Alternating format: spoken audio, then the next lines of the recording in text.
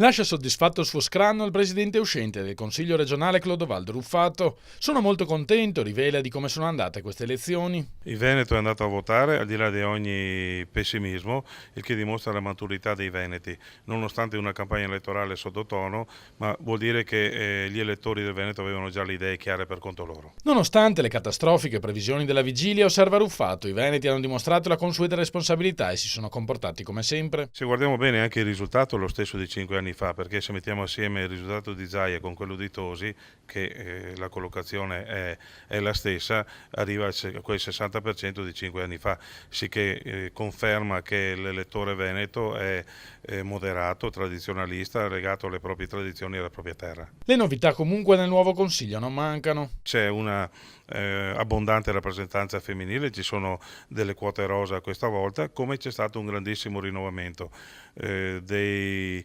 vecchi, diciamo, se ne sono ritornati solo 15.